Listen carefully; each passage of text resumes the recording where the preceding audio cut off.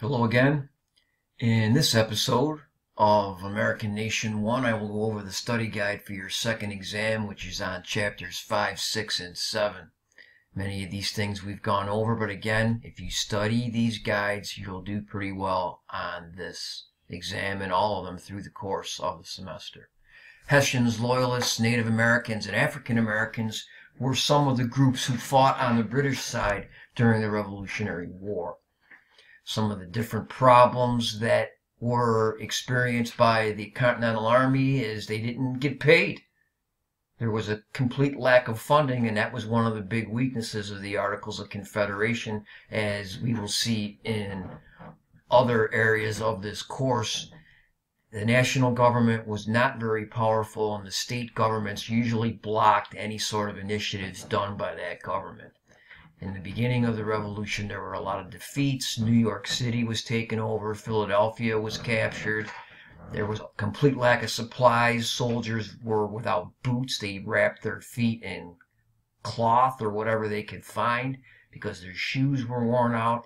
And because this was a citizen soldiery, a volunteer army, they had very little experience, and they weren't very loyal to sticking around if they had other things to do. Many of them would serve for a few months and then go back to their farm and perform their agricultural tasks at home.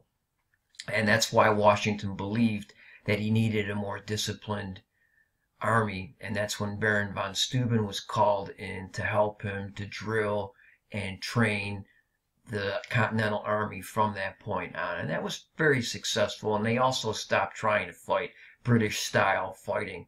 They moved more towards guerrilla tactics and skirmishing as opposed to marching and crouching and firing and then another column advancing and firing and so on. They abandoned that Napoleonic style of warfare.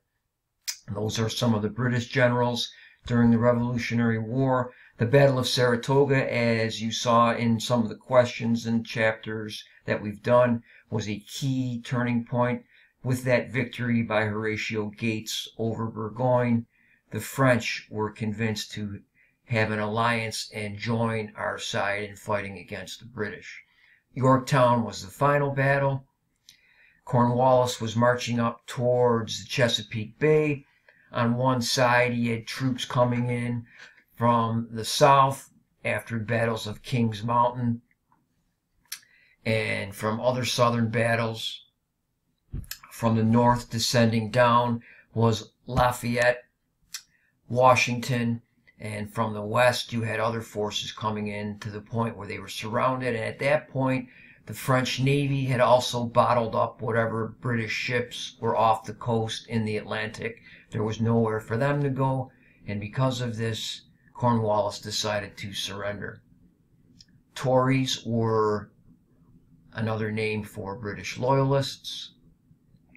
The undecided middle was convinced by the Patriots to join the revolution. And those three groups, loyalists or Tories, patriots, and the undecided middle, were the main social groups during the revolution.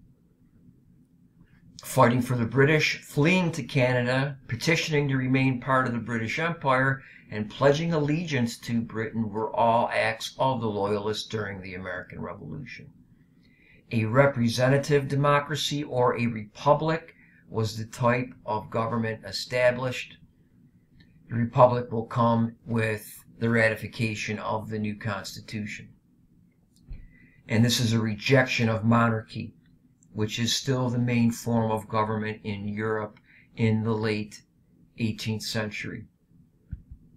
One of the main consequences of the Declaration of Independence is the ever-expanding notion of individual rights. The United States is all about protecting those individual rights. By the end of the 1780s, the Articles were seen to be an inefficient type of government. The elites met in Philadelphia for a second time, and they decided to scrap this government. And one of the big things they argued about was representation. The Virginia Plan was based on population, and today that's what the House of Representatives is based on. The Articles did have some powers. They could declare war. and they could have treaties with other countries. But other than that, money creation was a big problem. There was no unified currency. Many states had their own money. Many states were taxing imports from other states, and the economy was not running very well by the end of the 1780s. One of the big schisms between Hamilton and Jefferson was over the French Revolution. Jefferson is a Frenchophile. He completely supports all of their conclusions and wants the United States to honor that alliance that we had formed during the revolutionary times. Hamilton is completely opposed to that. We are doing more business with Great Britain, and he would like us to stay more along those lines with our focus. Washington's farewell address, that came to be called isolationism in foreign policy. Economic ties, trade, yes. Formal military alliances and getting involved in the affairs of the old world, no. And this will last until the First World War. And you could maybe say the War of 1898 also, the Spanish-American War. The United States is beginning to move out into the Pacific. The XYZ affair, Agent X, Agent Y, Agent Z, all sought tribute before they would talk with American representatives, leading to the famous statement, "Millions for war, but not 1 cent for tribute." The Land Ordinance and out of the Northwest Ordinance is one of the accomplishments of the Articles of Confederation. It set up a system for a territory to become a state. It set in motion the processes and steps that have to be met before you can become a state. If you're not aware of it, you should be by now, especially after the events of 2016. The Electoral College actually elects the president, not the popular vote. This was created by the founders as a check on the popular sentiments, which they really didn't trust. White male property owners ran the United States in the late 18th century. The first controversy that arose under the new Constitution was the National Bank. Hamilton, as Secretary of Treasury, using implied powers as part of the Elastic Clause, Article 1, Section 8, he felt that creating this would help to put the finances of the country on a sound footing. And this is bitterly opposed by the Jeffersonians, because there's nothing in the actual document, there is nothing enumerated in the Constitution saying that there should be a bank.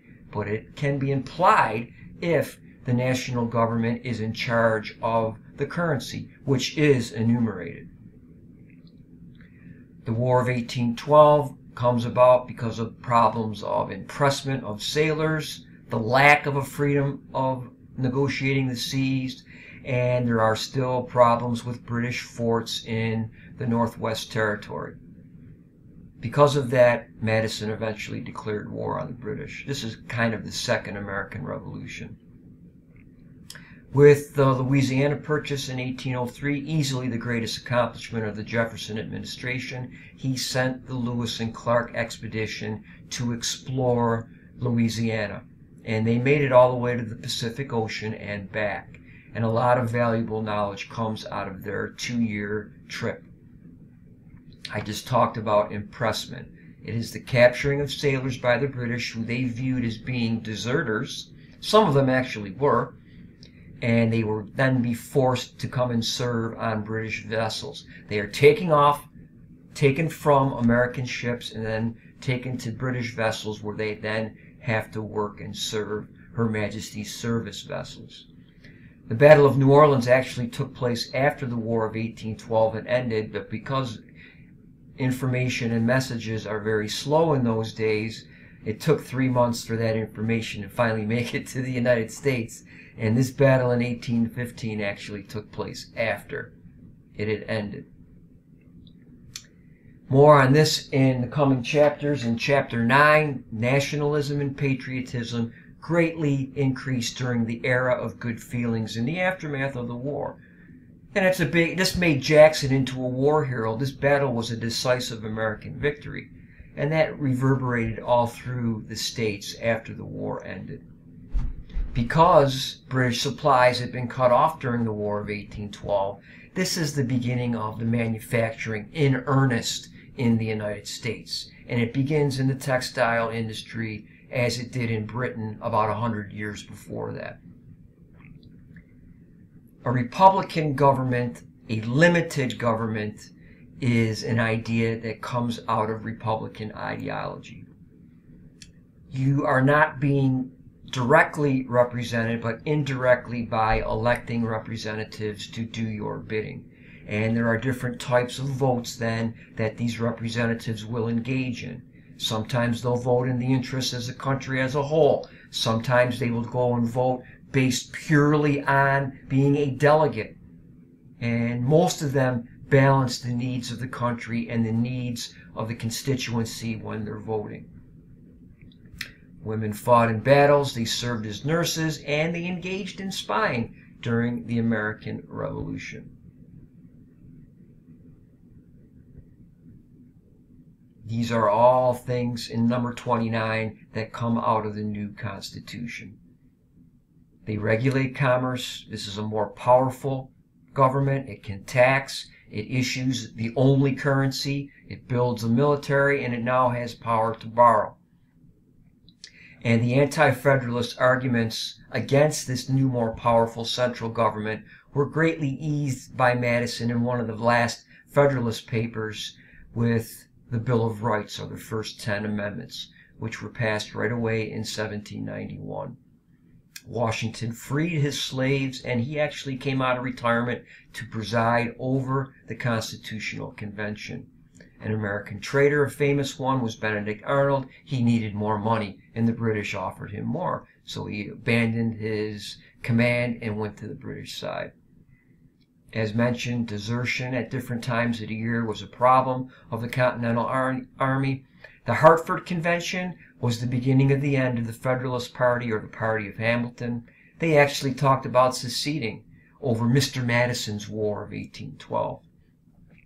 And opposed to the Hamilton ideas were the Jeffersonians, who were in favor of a more agrarian republic, as opposed to the Hamilton vision of a commercial capitalist republic. And that's what they will argue about for most of the 19th century. And I believe that concludes the study guide for Exam 2.